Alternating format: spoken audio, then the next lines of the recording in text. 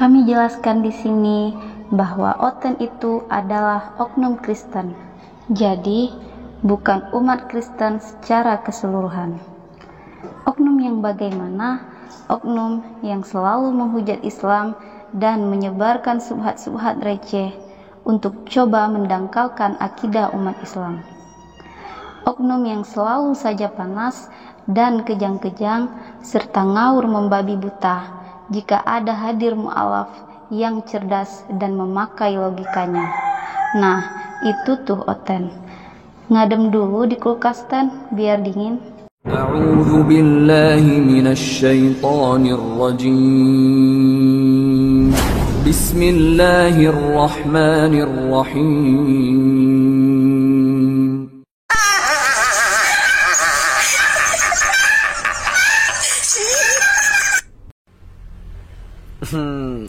Yakin ya nggak lawan menghilang dari line atau menghapus postingan atau gimana ya? Pokoknya intinya nggak malu kan? Yakin nggak malu kan? Oke, siap. Itu dalam ayat tersebut. Gimana ya cara kita bilang? Sebenarnya yang kayak gini nih nggak perlu untuk terlalu dirisaukan ya, karena gimana ya? Itu kan membahas tentang internalnya Islam. Anda nggak akan tahu hal ini sebelum Islam dulu kan gitu. Nah, berarti Anda ini udah yakin ya, saya bahas ya. Tapi jangan nanti saya recall tiba-tiba Suren, tiba-tiba lawan menghilang dari LAN dan tiba-tiba tiba-tiba menghapus postingannya gitu ya. Gini, Bang ya. Segala sesuatu dalam internal agama itu nggak perlu dibahas. Yang perlu dibahas Tuhannya kan gitu. Nah, teori ketuhanannya. Kalau ingin membahas secara internal, misalnya kayak kita bilang dalam gereja adanya jedak-jeduk, nyanyi-nyanyi dan segalanya. Saya nggak perlu membahas itu, nggak penting. Karena apa? Itu hal yang ada di internal spiritual kalian ketika Anda meyakini Tuhan, kan gitu. Tuhan menurut kalian dan spiritualnya itu seperti ini. Begitu juga kami juga punya spiritual di dalam beribadah. Beribadah ya salah satunya waskur binafsik, di mana apa? Berzikir dengan hati. Arti berzikir dengan hati, Bang. Menunjukkan apa? Dilafazkan pelan dan dinisbatkan maknanya dengan hati. Itu konsepsi zikir. Nggak perlu panjang juga, orang nggak penting untuk Anda. Ya, kalau umat muslim insya Allah yang nonton ini tahu ya dimana kita berzikir. Alangkah indahnya zikir itu saat disiarkan agar mana itu nyampe ke hati kan gitu. Nah, jadi yang menjadi masalah apa yang kontradiksi di situ? Dua-duanya kan kontradiksi, di mana ayat itu bukan untuk azan. Apa? Anda mau framing bahwa azan itu suaranya besar? Ya itu ayat bukan untuk azan. Di mana ayat itu tentang zikir, syariat dalam berzikir gitu, Bang. Udahlah terserah, lu nggak penting. Sekarang nih, yakin ya nggak pergi ya? Oke, ini yang namanya kontradiksi itu nggak kayak gitu, Bang. Kontradiksi itu tahu nggak seperti apa? Kayak gini. Nah, coba dilihat deh. Itu yang the real kontradiksi ya. Oke, coba dilihat deh. Ketika mendengar bunyi langkah Tuhan yang berjalan dalam taman itu pada waktu hari sejuk, bersembunyilah manusia dan istrinya, itu Adam dan Hawa ya, terhadap Tuhan Allah di antara pohon-pohon dalam taman. Tetapi Tuhan Allah memanggil manusia itu dan berfirman kepadanya, di mana engkau? Tuhan tuh nggak tahu, tiba-tiba Tuhan tuh nggak tahu. Di mana? Di mana? Ayo kalian di mana? Ayo. Katanya Tuhan maha tahu. Masa main pentak umpet aja Tuhan nggak tahu? Terus apa yang menjawab, ketika aku mendengar bahwa engkau ada di dalam taman ini, aku menjadi takut karena aku telanjang, sebab itu aku bersembunyi. Oh, berarti Tuhan yang jadi ini yang lagi kena ya. Wah, tuh 2, 3, 4, 5 sembunyi dia. Terus Tuhan yang nggak tahu. Itu yang namanya kerancuan, Bang. Biar Anda tahu arti polemik itu gimana. Ya ini namanya polemik, di mana Tuhan itu zat yang maha tahu, tiba-tiba Tuhan nggak tahu. Itu polemik namanya. Abang mau tahu nggak Tuhan yang maha tahu itu gimana? Nih contohnya kita kasih tahu Tuhan yang maha tahu itu gimana gitu. Nah, sebelum kita bahas Tuhan yang maha tahu daripada segi keislaman, tadi ada backsound ya, kita kasih backsound.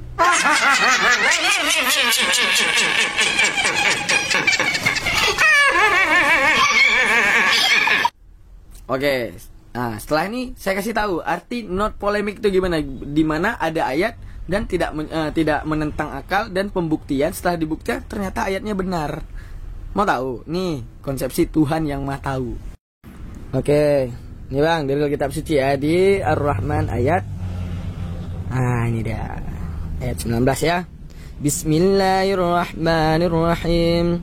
marajal bahraini yaltaqiyan bainahuma barzajun la yabtaghiyan fabi ayyi ala'i rabbikuma tukadziban yakhruju minhuma lu'lu'u wal marjan. Oke, apa maksudnya? Nah, apa artinya? Allah memelihara dua laut yang saling bertemu. Udah, di antara keduanya tidak saling berseberangan. Oke, jangan di sini. Nanti kalian kalau saya artikan secara saya nanti dikira saya artiin sesukanya kan gitu. Oke, gini. Ini dia membiarkan kedua laut mengalir, yang keduanya bertemu. Di antara keduanya ada batas yang tidak dilampaui oleh masing-masing. Maka nikmat Tuhan mana yang engkau dustakan? Dari keduanya keluar mutiara dan marjan. Ini yang paling penting ya. Di antara dia membiarkan dua laut mengalir, yang keduanya saling bertemu. Nah, itu konsepsi kalau Tuhan Maha tahu. Dia udah tahu apa isi dalam, karena sejatinya pada masa Nabi Muhammad itu belum ada yang namanya alat selam ataupun untuk meneliti, karena nggak ada urusan. Nabi Muhammad lebih ke urusan menyiarkan agama. Nggak sempat tuh pergi ke tengah laut untuk ngelihat laut, nggak sempat. Jadi menunjukkan yang tahu tentang laut dan segala yang terisi di laut itu Tuhan. Maka Allah sampaikan melalui firman-Nya untuk menunjukkan bahwa inilah kehebatanku. Aku ini Maha tahu. Di balik sebelum engkau menemukan hal itu, aku sudah mengatakan hal itu ada. Oke. Itu gimana maksudnya? Nah, setelah diteliti oleh sains, di mana sudah lengkap alat untuk membuktikan penelitian tentang laut, ternyata terjadi loh. Di mana di antara laut Mediterania dan laut Atlantik, mereka memiliki jenis air yang berbeda. Tapi namun keduanya saling bertemu, tapi tak saling bercampur. Welcome to Tuhan yang Maha tahu. Masih ada, nggak kurang. Nyantai. Masih lanjut ya. Tuh contoh Tuhan Maha tahu. Enggak, kamu di mana? Iya, aku nggak tahu kalian di mana. Iya, kalian sembunyi. Nggak gitu bang, nggak gitu. Tuhan nggak gitu bang. Nggak tahu itu Tuhan. Tuhan tahu segalanya bang. Gitu ya. Lanjut ya. Yakhruju minhuma lu'lu'u wal marjan. Itu apa? Di mana di antara di laut tersebut didapatilah lu'lu', mutiara, wal marjan dan perhiasan. Nabi Muhammad terlalu sibuk untuk menyampaikan ajaran, segala kebenaran yang telah diubah pada zaman Nabi Isa yang layaknya Nabi nyatanya dituhankan. Terlalu sibuk untuk menyampaikan inilah konsepsi ketuhanan yang benar. Enggak sempat beliau ke laut nyari perhiasan. Jadi di sini inilah konsepsi firman, di mana Allah yang tahu segalanya. Paham ya? Mau lagi ayat yang terlalu benar di balik ayat tersebut dan yang paling benar, kita kasih lagi loh. Oke, diperhatikan di ayat 53 ya. Bismillahirrahmanirrahim. Wa huwa alladhi marajal bahraini hadza 'azbun furatun wa hadza milhun ujaj. Wa ja'ala bainahuma barzakhan wa hijzan mahjura. Nah, apa maksudnya? Dan dialah yang membiarkan dua laut mengalir berdampingan, yang ini tawar dan segar, dan ada yang lain sangat asin lagi pahit. Dan dia jadikan di antara keduanya dinding dan batas yang tidak tembus. Ya. Nah, kalau tadi Allah mengetahui yang di atas laut, mungkin otak kita masih sampai ya. Mana tahu Nabi Muhammad dayung perahu ke tengah laut, akhirnya nemuin laut yang kayak gitu, ciptakan dalil kan gitu. Kalau yang di dasar laut, apa kabar? Alat selam belum ada cuk, nggak sampai napas ke dasar laut. Namun Tuhan tahu apa yang terjadi di dasar laut. Dimana Allah sampaikan di bawah di dasar laut ada sungai yang airnya tawar. Dan juga di dalam laut itu ada airnya tawar dan juga asin. Di antara keduanya ada pembatas. Dibuktikan oleh peneliti dasar laut Meksiko, siapa namanya, susah juga, Jacques Jeves Casto, gitu nama dia. Susah, lihat aja di Google. Apa penemuan daripada ilmuwan dasar laut Meksiko tentang ada sungai yang airnya tawar di dasar laut dan di atasnya itu laut yang airnya asin. Yang keduanya ada pembatas. Bang, dulu nggak ada mesin selam bang. Anda insya Allah tahu ya, di mana air semakin dalam tekanannya makin kuat, meledak gendang telinga nih bang. Tapi bisa tahu tentang dasar laut. Nabi Muhammad nggak ada urusan meneliti dasar laut. Ini menunjukkan bahwa Al-Quran non polemik. menunjukkan fakta sains bisa dibuktikan oleh Al-Quran. Sejatinya nggak ada urusan Nabi Muhammad untuk turun ke dasar laut. Namun sejatinya inilah kalamullah, di mana Tuhan itu maha tahu, Bang.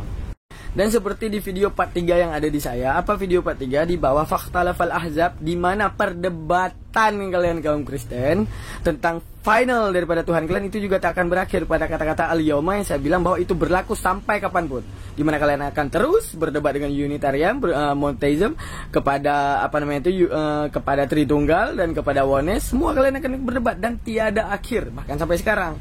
Dan kata Al-Quran itu semua berlaku sampai sekarang. Wasmi bihim, wabsir bihim, dan Allah menyesatkan kalian sampai kapanpun. Karena apa? Sejatinya kebenaran itu ada, tapi kalian tidak mau menerima kebenaran. Assalamualaikum. Semoga sejatinya terbuka hati kalian, terbuka pikiran kalian, tentukan apa yang paling benar. Nah, segitu kebenaran Al-Quran masih diragukan. Ya udah, nggak apa-apa. Nggak iman juga nggak apa-apa. Yang penting sampai bertemu di akhirat.